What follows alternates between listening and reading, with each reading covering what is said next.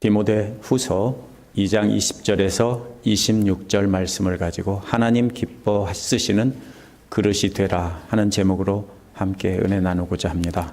지난주 말씀에서는 하나님께는 가까이 서야 하지만 복음의 핵심이 빠진 속된 잡담 같은 가르침이나 설교는 위험하니까 멀리 비켜서라고 했습니다. 자신의 쾌락만을 추구하는 이기적인 삶을 뜻하는 불의함으로부터는 아주 멀리 떨어져서 서야 한다고 했습니다. 왜냐하면 전염병과 같기 때문입니다. 이렇게 하나님께만 가까이 서고 위험한 가르침은 비켜서고 전염병 같은 가르침은 멀리 떨어져야 하는 이유가 바로 거룩하신 하나님 때문입니다. 거룩하신 하나님과 동행하며 예수 그리스도의 진리의 길을 똑바로 내는 기술자가 되어야 하기 때문입니다. 이제 오늘 말씀도 계속해서 하나님께 쓰임받기 위해서 자신을 거룩하게 해야 된다고 말을 합니다. 전염병 같은 불의함에서부터는 정신없이 달아나고 오직 하나님 기뻐하시는 산만 온 힘 다해서 쫓아가라고 말을 합니다. 오늘 말씀은 주님의 종으로 부름받은 성도들이 피해야 될 일과 열심히 해야 할 일이 무엇인지 말하고 있습니다.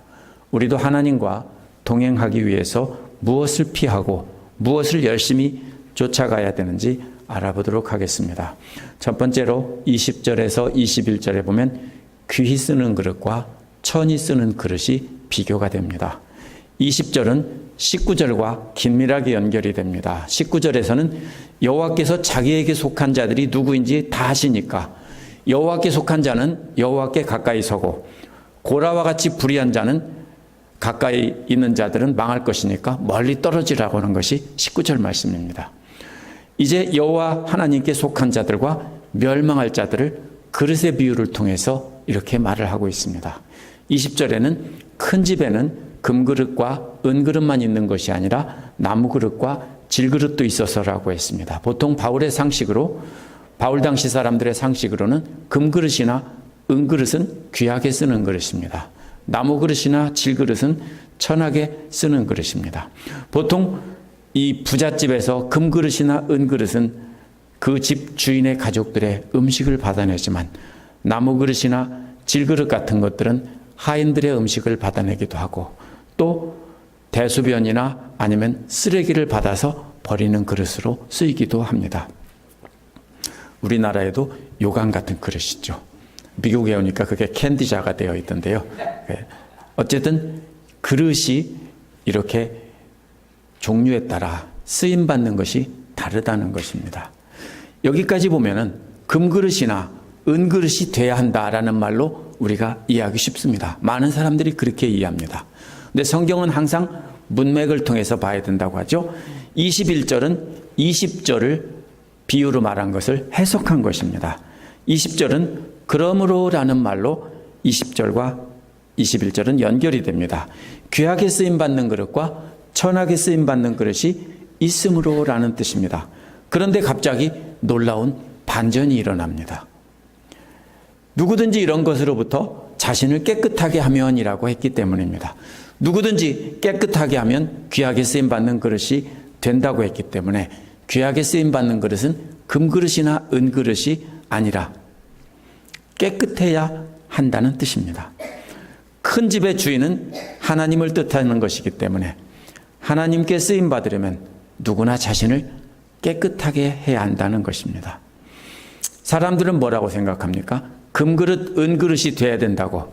그래서 출신 정분이 좋아야 되고 세상적으로 이렇게 존경받을 만한 무엇을 갖춘 사람들을 쓰임받는다고 생각하지만 하나님은 상관없이 깨끗한 그릇을 쓰신다는 겁니다. 귀히 쓰는 그릇과 천히 쓰는 그릇의 차이는 재질의 차이가 아닙니다. 그 차이는 깨끗하냐 더러우냐에 있습니다. 우리 딸네 집에 가면 외손자가 쓰는 화장실이 따로 있습니다. 그런데 그 화장실 안에 파란색의 멋진 플라스틱 컵이 있습니다. 딸네 집에 가서 모르고 그걸로 이를 닦았어요. 근데 알고 보니까 그게 우리 외손자 연호가 소변 받는 소변 그릇이래요.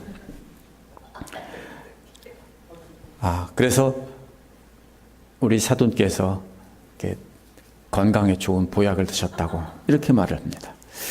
그렇지만 한번 모르고 썼지 알면은 다시는 쓰지 않습니다. 깨끗하다는 것과 더럽다는 것은 위생적인 차이를 말하는 것이 아닙니다. 소변 담았던 것을 깨끗이 아무리 깨끗이 닦아도 이빨 닦거나 물 마시는 컵으로 쓰지는 않습니다. 여기서 말하는 것은 하나님께서 원하시는 일에만 쓰시도록 한다면 깨끗한 것이고요. 자신의 세상 욕심을 위해서 자신을 쓴다면 그것은 더러운 것입니다. 위생적인 개념이 아니라 이것은 구별되었다라는 뜻입니다. 더러운 세상 욕심을 위해 자신을 사용하다가 주일날 교회 와서만 거룩하게 쓰임받으려고 한다면 소변컵과 물컵을 구별하지 않는 것과 똑같은 것입니다. 이러한 것들로부터 멀리하라겠는데 이것이 뭐냐면은 19절 끝부분에 나오는 불의한 사람들입니다. 이들은 후메네오와 빌레도와 같이 부활은 없다라고 이렇게 말을 하던 사람들입니다.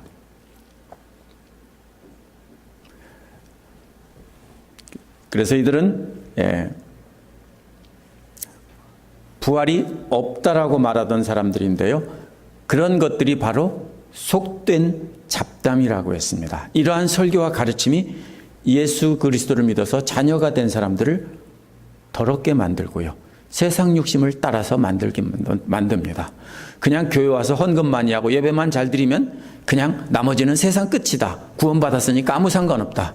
이런 신앙으로 많은 사람들이 생각하고 교회를 다녔습니다. 그렇다면 그것이 바로 다 속된 잡담인 것입니다. 왜냐하면 성경은 그렇게 말하지 않기 때문입니다. 우리는 세상 욕심과 하나님 쓰시는 그릇과 우리는 우리 자신을 섞어서 쓸 수 없습니다. 그래서 16절에서는 피하라고 했고 19절에서는 멀리 떠나라고 했습니다. 22절에서는 젊음의 정욕이라고 말을 했습니다. 자신의 부귀와 자신의 영광과 자신의 기쁨을 위해 하나님을 이용하던 자들이 바로 후메네오와 빌레도 같은 자들입니다. 그래서 이런 자들은 피해야 우리가 깨끗하고 거룩하게 될 수 있다는 것입니다. 21절 뒷부분에서는 이러한 것들로부터 자신을 깨끗하게 하면 하나님께 쓰임을 받는다는 것을 세 단계로 설명을 합니다. 첫 번째는 거룩하게 구별된다라는 것입니다. 새 번역에서는 성별된이라는 말로 번역했는데요. 이것은 거룩하게 구별한다, 성별한다는 말은 구약시대에 제사를 드리기 위해서 따로 구별한 기구들을 뜻하는 말입니다. 이것은 하나님께만 쓰이는 거다 하면은 따로 구별해서 쓰는 것입니다. 우리 자신을 깨끗하게 하면 하나님께서 쓰시려고 따로 구별해 놓으신 거룩한 그릇과 같이 된다라는 뜻입니다. 둘째, 요긴하게 쓴다라는 말은요, 빌레몬서 1장 11절에서 오네시모가 빌레몬에게 쓸모없는 사람이었는데 이제는 빌레몬과 바울에게 쓸모있는 사람이 되었다라고 할 때 쓸모있다라는 말이 바로 이 요긴하다는 말입니다. 또 디모데후서 4장 11절에는 마가를 데리고 오라고 하면서 마가가 바울의 사역에 쓸모있는 사람이라고 했습니다. 거룩하게 자신을 구별해야 하는데 이 두 사람들은 이 공통점이 있습니다. 거룩하게 자신을 구별하여 하나님께 쓸모있는 사람이 되라는 말인데요. 이 두 사람은 둘 다 전에는 쓸모없는 사람이었습니다. 사도행전 15장 38절에 보면 마가도 바울을 버리고 떠났기 때문에 바나바와 바울이 아주 심하게 싸우다가 아주 갈라지는 일이 바로 마가를 데리고 가자, 안 된다, 이것 때문입니다. 전에 자신을 버리고 사역을 버리고 제 갈 길로 간 사람을 다시 데려다 쓸 수 없다라고 바울이 거절했던 사람입니다. 오네시모도 마찬가지. 오네시모는 도망한 노예였고요. 둘 다 전에는 쓸모없는 사람이었는데 이제는 요긴하게 쓰는 그릇과 같이 되었다라는 공통점이 있습니다. 이 요긴하게 쓴다는 말은요, 쓰면서 기뻐한다는 뜻입니다. 쓰는 그릇인데 쓰면서 어떻게 기분 좋게 쓰는 그릇이 있죠. 늘 좋아하는 그릇이 있죠. 그런 뜻입니다. 성도님들 집에도 많은 그릇이 있겠습니다. 우리 집에도 상당히 많은 그릇들이 있습니다. 그런데 자주 쓰면서 쓸 때마다 기분 좋은 그릇이 있을 것입니다.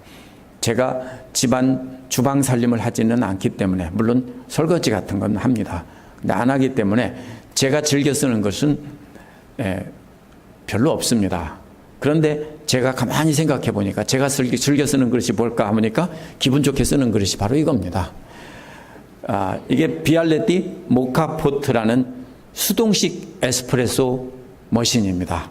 이게 오래전부터 이탈리아 사람들이 쓰던 수동식 커피 머신입니다. 쉽게 말하면요, 압력솥이에요. 커피의 압력솥. 그런데 이 주전자가 어느 날 이 압력이 새요. 압력이 새서 밑으로 막 다 나오면 쓸모가 없어요. 그래서 한동안 쓸모없게 되었구나 하고서 안 썼어요. 근데 인터넷을 찾아보니까 왜 그런가 했더니 이 안에 있는 고무로 된 이 링이 오래돼서 망가진 거예요. 그래서 그거를 다시 새 걸로 사서 바꿔주니까 다시 제가 계속해서 요긴하게 쓰는 그런 그릇이 되었습니다. 우리 집에 딸이 선물해 준 아주 금그릇 같은 에스프레소 머신도 있습니다. 그런데 저는 그거는 가끔 쓰고 이것을 훨씬 더 애용을 합니다. 이것이 바로 요긴하게 쓴다는 말의 뜻입니다. 늘 자주 쓰면서 이렇게 기분 좋게 즐거워하면서 쓰는 그릇이 된다는 것입니다. 셋째는 온갖 좋은 일에 준비된다는 것입니다. 준비된다는 말은 빌레몬서 22절에 보면 숙소를 마련해 달라라고 할 때도 썼습니다. 고린도전서 2장 9절에서는 세상 사람들이 알지 못하는 하나님의 지혜를 하나님은 자기를 사랑하는 사람들에게 마련해 주셨다라고 할 때 썼습니다. 준비해 놓는다는 말은 미리 마련해 놓고 기다린다라는 뜻입니다. 제가 우리 집에 손님이 온다고 하면 이 비알레티 모카포트를 내놓고 기다리고 있는 것과도 같습니다. 아는 목사님들이나 또 우리 성도님들이 우리 집에 오면 커피 드시겠어요? 드신다고 하면 기다리고 있던 여기에다가 제가 커피를 내리지 않고 올려서 이렇게 해서 커피를 드립니다. 그래서 교회에도 하나를 준비해 놓고 있습니다. 그래서 아침에 음식 봉사하시는 분들에게 아침에 한 잔씩 끓여드리려고 하는데 요즘에는 별로 찾으시는 분이 없어서 요즘에는 안 끓이고 있습니다. 이렇게 기쁘게 쓰고 그것을 항상 준비해 놓고 쓰려고 이렇게 대기해 놓은 것이 바로 이 세 번째 말입니다. 준비해 놓았다라는 뜻입니다. 그래서 하나님께서도 우리를 좋은 일에 쓰시려고 이렇게 손님이 오면 써야지 라고 내놓은 그릇처럼 하나님은 우리를 그렇게 준비시켜 놓으신다는 겁니다. 다른 사람들을 구원하는 구원 역사에 쓰시려고 하나님은 우리를 대기시켜 놓으신다는 뜻입니다. 준비된다는 말은 하나님께서 준비하시지만 또 그릇들도 기쁜 마음으로 참여한다는 뜻도 품고 있습니다. 이게 영어에 없는 특별한 형태인데요. 이것이 함께 참여하는 것입니다. 우리도. 두 번째로 22절에 보면 달아나고 쫓으라는 말이 나옵니다. 이렇게 하나님 쓰시려고 준비시켜 놓았는데 만약에 우리 고양이가 올라가서 거기다가 쉬를 한다든지, 그렇죠? 거기다 대고 침을 발라놓는다든지 하면은 안 쓰고 싶죠. 그런 것입니다. 더러워지면 쓸모가 없습니다. 그래서 22절은 그대는 젊음의 정욕을 피하라고 했습니다. 젊음의 정욕으로부터는 정신없이 도망가라는 뜻입니다. 왜? 젊음의 정욕이 그릇을 더럽히기 때문입니다. 젊다는 말은 좋은 뜻으로 쓰인 게 아니라 유치하다는 뜻입니다. 어리고 젊으면 대부분 유치하죠. 그렇죠? 자기 욕심대로 살죠. 젊으면 어떻게 합니까? 어리고 젊을 때는 자기 욕심을 위해서 삽니다. 많이 그렇게 하셨죠. 젊을 때는 다 나만 잘해달라고 하고 내 욕심대로 막 그렇게 살았죠. 언제부터 다른 사람을 위해 살았습니까? 자식 낳고 철들고 나서야 비로소 자식들이나 다른 사람을 위해 살았습니다. 그렇죠? 그래서 이 젊다는 말은 자기만 생각하는 이기적이고 유치한 그런 욕심을 말하는 것입니다. 자신을 높이기 위한 욕심을 갖는 것이 젊음의 정욕입니다. 하나님을 말씀을 바르게 전하다가도 또 전하다가 유명해지고 많은 사람의 존경을 받으면 그거는 복된 일입니다. 그거를 시기할 필요 없어요. 그런데 많은 사람을 모으기 위해 성경을 이용해서 자기를 가르치고 자기가 하고 싶은 말을 한다면 그것은 젊음의 정욕이라는 것입니다. 하나님 말씀으로 은혜 받고 기쁨으로 교회에서 봉사한다면 많은 사람의 그래서 인정을 받고 존경받는다면 그것은 시기할 것이 아니라 박수를 쳐줘야 될 일입니다. 그런데 사람들에게 인정받기 위해서 봉사한다면 그것도 피해야 될 젊음의 정욕인 것입니다. 주님의 일꾼으로 일을 하면서 자신을 이름을 내려는 마음이 든다면 그것이 바로 젊음의 정욕이니 피하라는 것입니다. 3장 1절에서 5절에 보면요, 자기를 사랑하고 자기 이름만 높이는 사람들의 목록들이 엄청나게 많이 나옵니다. 이러한 정욕들이 바로 다 젊음의 정욕이라는 말입니다. 이러한 정욕이 일어나면 정신없이 도망가라는 것입니다. 이러한 탐욕을 채우기 위해 자신을 사용한다면 하나님께서 선한 일에 다시는 쓸 수 없는 더러운 상태가 된다는 것입니다. 바울도 과거에 이런 것을 보물인 줄 알고 이렇게 열심히 했는데 예수님을 만난 뒤에 알고 보니까 똥이더라 해서 다 버렸다라고 했습니다. 도망가는 것과는 반대로 22절 뒷부분에서는 쫓아가라는 말이 나옵니다. 쫓아가야 될 것은 자신을 깨끗하게 해서 하나님 쓰실 수 있도록 준비되는 것입니다. 첫 번째는 자기 자신을 향한 것입니다. 자기 스스로가 성령으로 변화받아서 하나님 기뻐하시는 일을 행하며 바로 그 사는 것이 바로 의를 쫓아간다는 말입니다. 그래서 이것은 자기 자신의 그릇을 깨끗이 닦고 하나님 기뻐 쓰실 수 있도록 자기 자신을 준비하는 것이 바로 의라는 말의 뜻입니다. 둘째는 믿음은 하나님을 향한 것입니다. 그렇게 준비가 되었다면 그 다음에는 하나님을 절대적으로 믿고 몸을 맡기는 것입니다. 그러나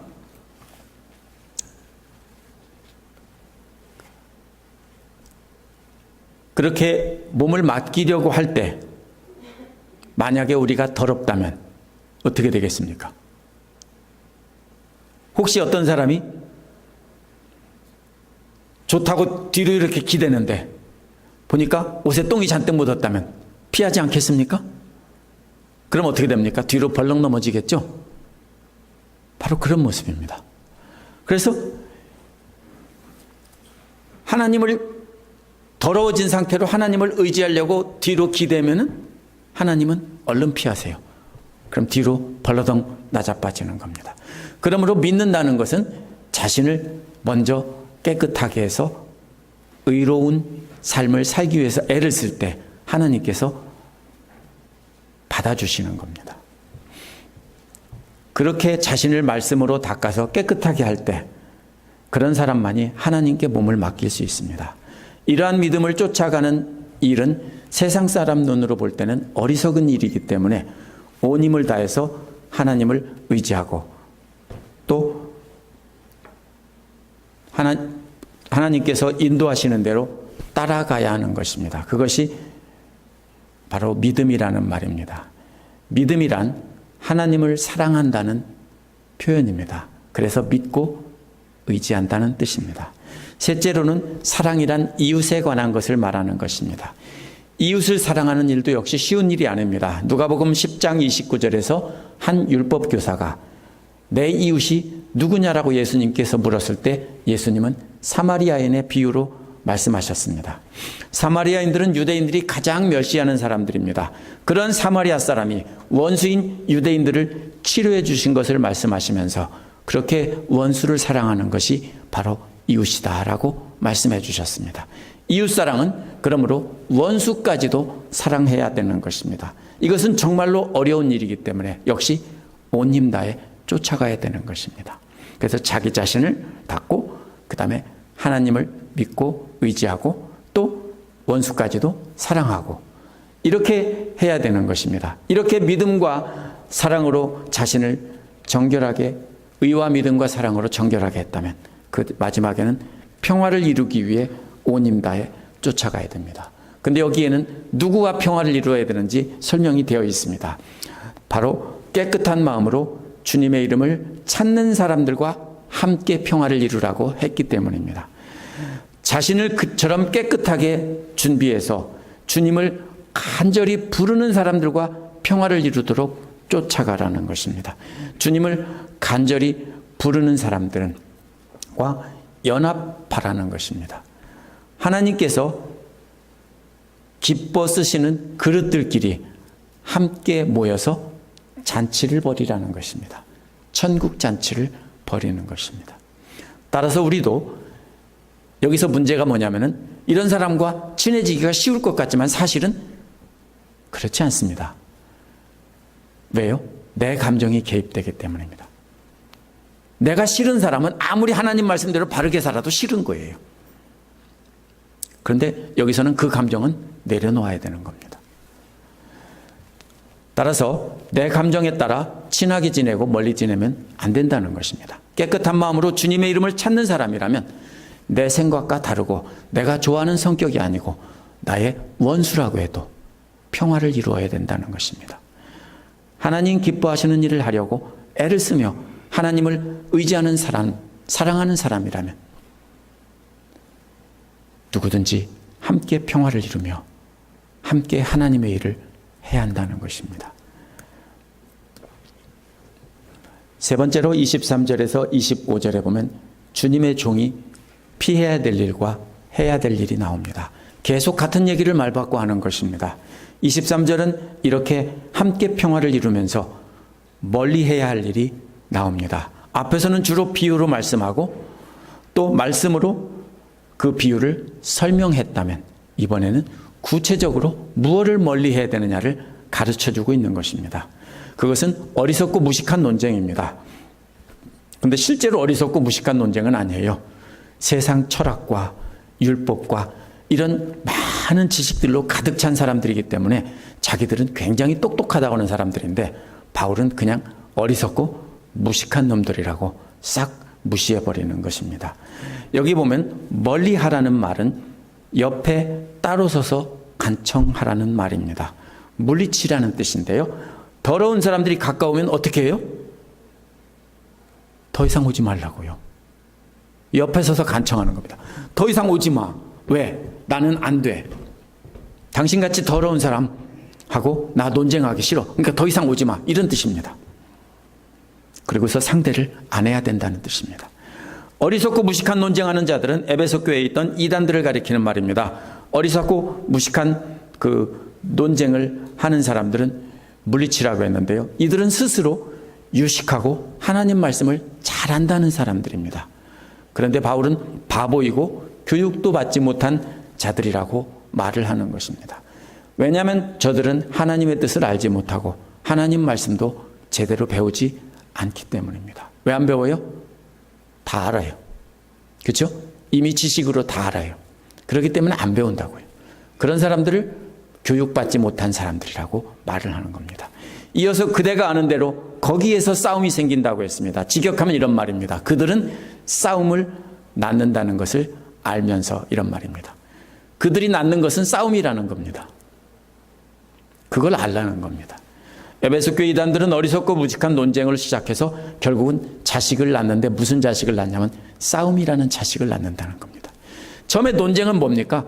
우리가 좋은 거라고 하죠. 왜요?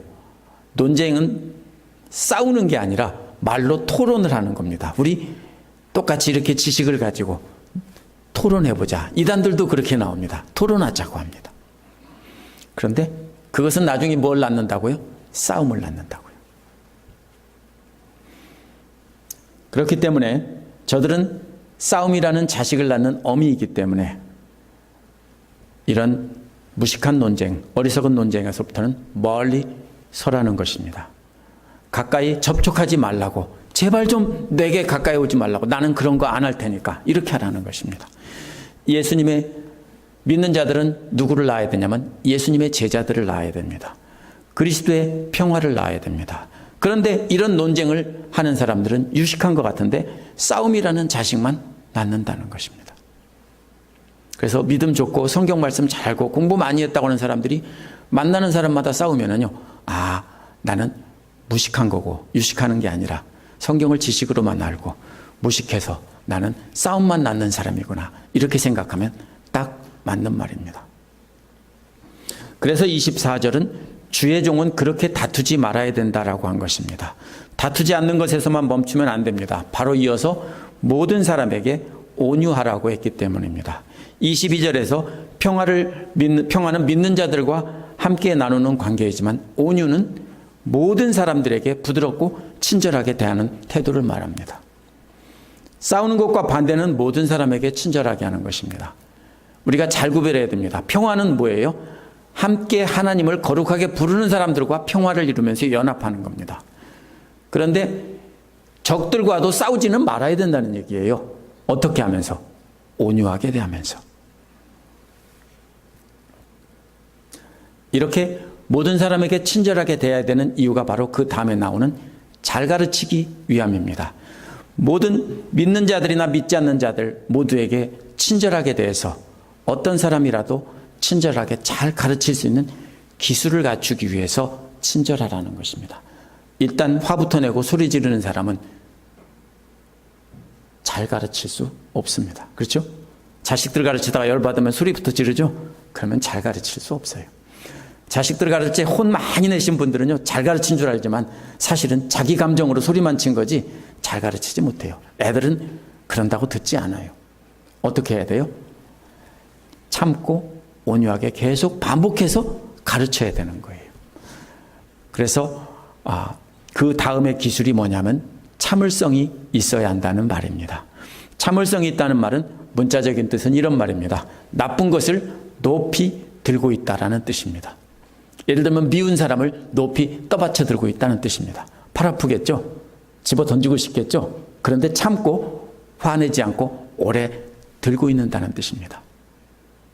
그렇게 들고 있고 싶어요? 안 들고 있고 싶죠. 내 사랑하는 아들, 딸, 손자면 이렇게 안아서 들고 있고 싶은데 미운 사람을 그렇게 안아서 들고 있고 싶어요? 아니라고요. 던지고 싶다고요. 그런데 참고 계속 들고 있는 것이 바로 여기서 이 참을성이 있다는 말의 뜻이에요. 25절에서도 계속 이어집니다. 악한 사람을 오래오래 참고 떠받들어 줄 뿐 아니라 반대하는 사람들을 온화하게 바로잡아 줘야 된다라고 했습니다. 이 바로잡아 준다는 말은 어린아이들을 훈련시킨다는 말이에요. 영어에 파이디온이라는 말을 쓰죠.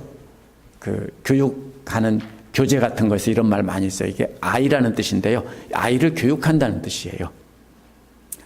어린아이들을 어떻게 교육시켜요? 한 번 말하면 듣습니까? 그러면 어른이죠. 가르치고 또 가르치고 또 가르쳐도 계속 안 듣고 자기 하고 싶은 대로 해요. 그래도 소리만 치지 말고, 그죠? 소리 치셨죠? 애기들 어릴 때. 그럼 소리쳐야 아무 소용없어요. 소리치지 말고 반복해서 웃으면서 참으면서 가르치는 것이 바로 여기서 온화하게 바로잡아준다는 말의 뜻이에요. 그렇게 반대하는 사람들을 어떻게 이렇게 반복해서 시킵니까? 매를 들고 아이들 때리면서 훈련시키는 모습이 아닙니다. 이것은 앞에서 말한 것처럼 항상 친절하게 잘 가르치고 악한 사람들, 반대하는 사람들에게도 화내지 않고 계속 참아주는 일을 한없이 반복하라는 것입니다. 사실 어린아이들을 훈련시킬 때 소리 지르고 혼내고 매를 들고 저도 그렇게 했지만 소용없어요. 100번이라도 반복해서 가르쳐야 되는 거예요. 이렇게 해야 되는 이유가 바로 그 다음에 나옵니다. 이렇게 하면 아마도 하나님께서 그 반대하는 사람들을 회개시키셔서 진리를 깨닫게 하실지도 모릅니다. 라는 것입니다. 진리를 깨닫는다는 말은요, 진리에 대해서 완전한 지식을 갖는다는 뜻입니다. 그것은 하나님께서 하시는 일입니다. 그런데 무엇 때문입니까? 우리가 우리를 반대하는 사람을 오래 참고 친절한 태도로 계속 반복해서 가르칠 때 하나님께서 깨닫게 하실 수도 있습니다. 누가 하나님께서 예비한 자들이고 누가 하나님께서 변화시킬 자들인지 우리가 알지 못합니다. 그렇기 때문에 우리는 끝까지 참고 견디면서 온화한 태도로 끝까지 반복해서 가르치라는 것입니다. 최선을 다하라는 것입니다. 그렇다면 하나님께서 어떻게 반대하는 사람을 회개시키셔서 진리를 깨닫게 합니까? 26절에 보면 정신을 차려서 그 악마의 올무에서 벗어날 것입니다 라고 했습니다. 근데 원어를 직역하면 좀 이상한 말입니다. 왜냐하면 마귀의 덫으로부터 정신을 차린다 이런 뜻이기 때문입니다. 덫으로부터라는 말은요, 구약 성경에 찾아보면 대부분 풀려난다든지 빠져나온다든지 꺼내준다든지 다 이런 말과 쓰여요. 당연하죠. 덫으로부터 이미 전치사에 에크라는 전치사가 빠져나온다는 전치사가 이미 붙어 있어요. 그렇기 때문에 반드시 그 다음에 말은요, 빠져나오든지 풀려나오든지 누가 꺼내주든지 그래야 맞아요. 근데 여기서 뭐라고 그러세요? 정신을 차려서. 이게 무슨 말이에요? 덫으로부터 정신을 차린다는. 그래서 영어 성경에서도 거기다가 빠져나온다는 말을, escape라는 말을 억지로 집어넣었어요. 근데 이게 이런 뜻입니다. 이건 술에 취했거나 약에 취해서 제정신을 잃었을 때 이걸 쓰는 말입니다. 근데 다시 깨어난다는 뜻입니다. 그동안 마귀에게 산채로 사로잡혀서 마귀의 뜻에 따라 마귀가 조종하는 대로 움직인 겁니다. 근데 몰랐어요. 그런데 어느 날 마귀의 술이나 약에서 깨고 보니까 자신이 마귀의 덫에 걸려 있었던 겁니다. 이 구절이요, 해석하기 어려워서 개역성경과 완전히 다르게 되어 있어요. 개역성경에는 이렇게 되어 있어요. 악마에게 사로잡혀서가 아니라 하나님께 사로잡혀서 또 하나님의 뜻을 쫓게 된다라고 이렇게 번역을 했어요. 이게 어떻게 되는지 잘 몰라요. 그런데 문맥을 보면은요, 세 번역이 맞아요.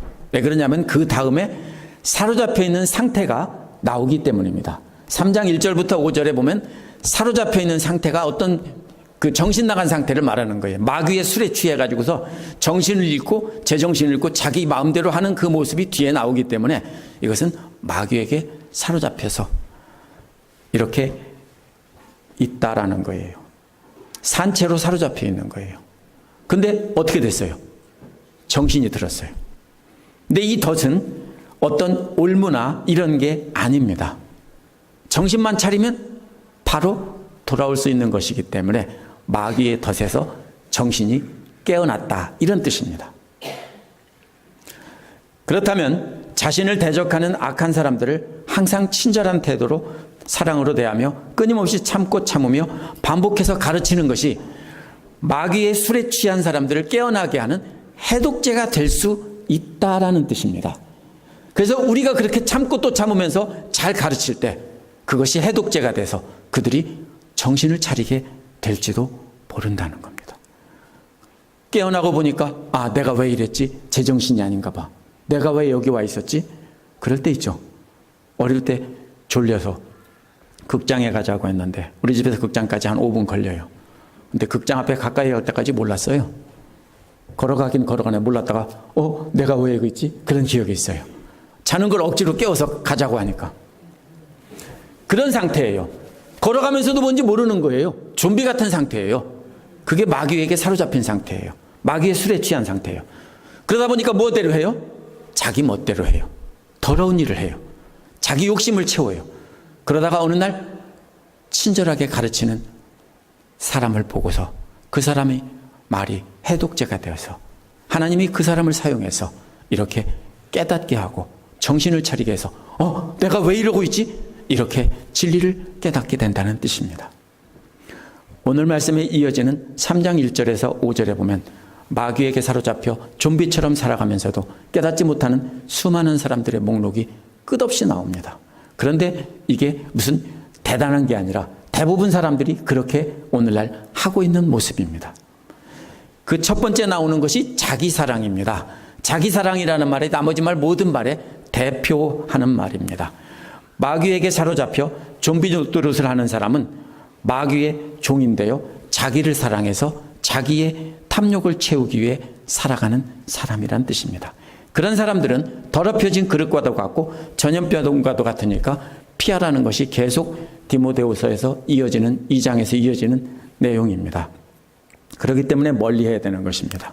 그렇게 안 되려면 그럼 어떻게 해야 됩니까? 자신을 깨끗하게 하고 하나님을 의지하고 이웃을 사랑하는 삶을 살아서 그런 사람들과 평화를 이루면서, 그래서 그런 사람들과 연합해서 깨끗한 그릇끼리 잔치를 벌이는 곳이 교회가 되어야 합니다. 그러면 교회는 다 깨끗한 사람만 있나요? 그게 아니에요. 그렇게 쓰임받는 일꾼들이 몇 분 계실 때 그분들을 통해서 다른 분들이, 좀비 같은 분들이라도 세상 자기 욕심대로 살던 분들이 와서 깨닫고 변화받아서 또 잔치를 벌이고, 이렇게 해서 깨끗한 그릇이 점점 늘어나는 것입니다. 그런 잔치를 벌이는 곳이 바로 교회입니다. 그러나 믿지 않는 세상 사람들이나 교회 안에서 잘못된 가르침을 따르는 반대자들도 멀리해서는 안 된다는 것이 오늘 말씀입니다. 그러한 사람들에게 온 힘 다해 친절을 베풀라는 것입니다. 그런 사람들을 끊임없이 우리를 대적하고 욕을 하고 싸우려고 하지만 그래도 피해 서면서, 싸움은 피하면서 반복해서 가르쳐야 합니다. 어린아이처럼요.